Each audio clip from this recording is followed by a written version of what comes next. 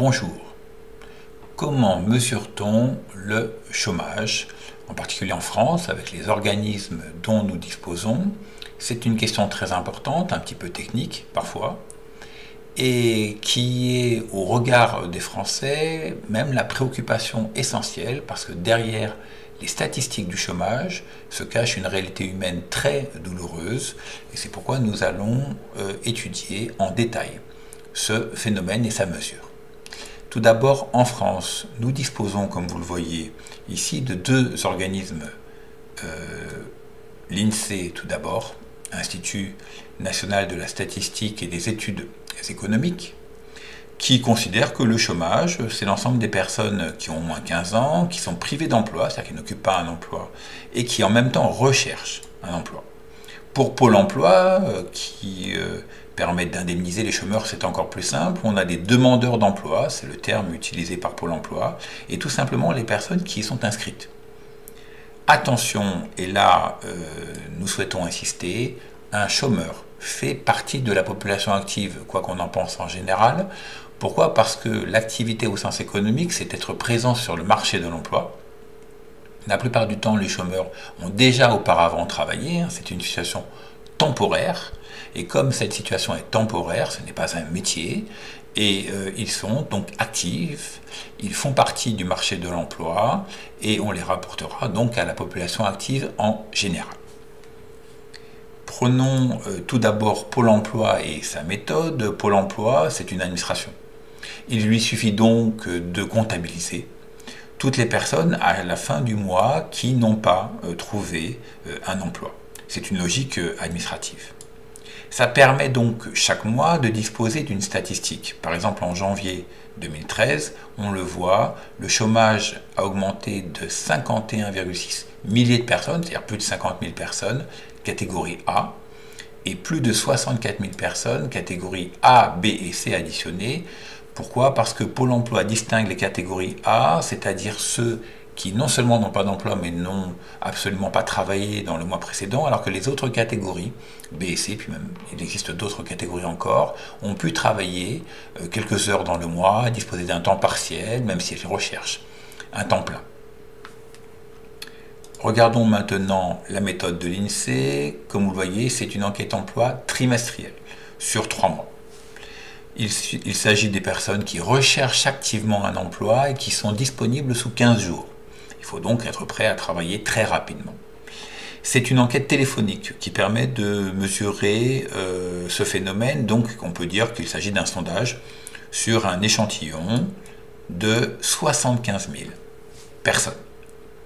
C'est pourquoi, avec ces deux méthodes, l'INSEE et Pôle emploi peuvent avoir des données statistiques sur le chômage légèrement différentes de 100-150 000 personnes, parce que la méthode différente implique un effectif légèrement lui aussi différent. Mais globalement, ils sont d'accord pour mesurer le chômage ici, qui peut donc être analysé de deux manières différentes. La première en effectif qu'on a vu. Fin 2014, 3,5 millions de personnes étaient au chômage en catégorie A à Pôle emploi et 5 millions, toutes catégories confondues. Mais on peut aussi mesurer le chômage en taux, en pourcentage, ce qui permet de mesurer un poids, une importance dans une société du phénomène. On peut ensuite comparer entre pays, par exemple les taux, ou comparer entre catégories à l'intérieur d'un même pays. Il suffit donc de reprendre l'effectif, de le mettre en haut de notre formule, le nombre de demandeurs d'emploi catégorie A, et de les rapporter à la population active. Pourquoi? Parce qu'on l'a vu, les chômeurs sont des actifs. Ce qui nous donne un résultat en pourcentage, c'est un taux. Et à la fin 2014, vous le voyez, 10,5% de la population active était au chômage. Alors on va pouvoir maintenant étudier 2-3 graphiques sur ce phénomène. Tout d'abord un graphique en effectif. Et vous le voyez, depuis 2008, très forte augmentation du chômage. Sur 2013, plus 4,4%. Pourquoi? Bien parce que c'est dû principalement à la très grave crise dite de subprime.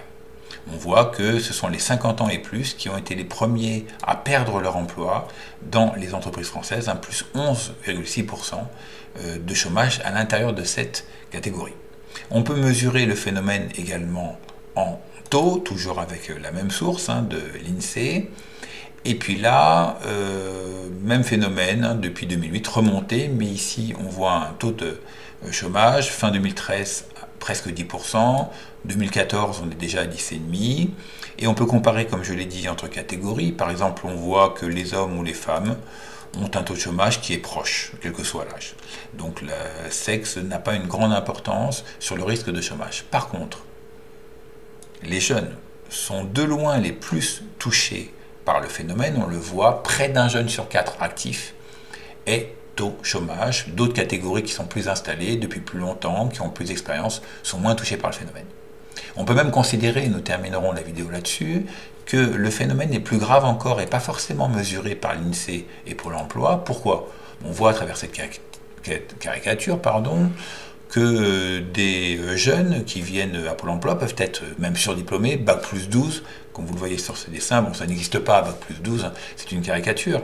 Mais que nous dit ce jeune? Il nous dit qu'il n'a pas pu aller plus loin pour retarder son arrivée à Pôle emploi. Parce que certains jeunes, mais pas seulement, d'autres catégories aussi, considèrent dans certains cas qu'il est tellement difficile de trouver un emploi, qu'ils se forment, qu'ils font des stages, parfois même un voyage. Ça signifie que la statistique de l'INSEE, de Pôle emploi, qui ne considère que les gens cherchant un emploi activement, qui sont inscrits ou qui répondent qu'ils cherchent un emploi activement par téléphone, sont moins importantes que toutes les personnes qui souhaiteraient en France travailler. Cela signifie que le phénomène du chômage est probablement plus important encore, même s'il est difficile à estimer, que les statistiques que je vous ai présentées. À bientôt.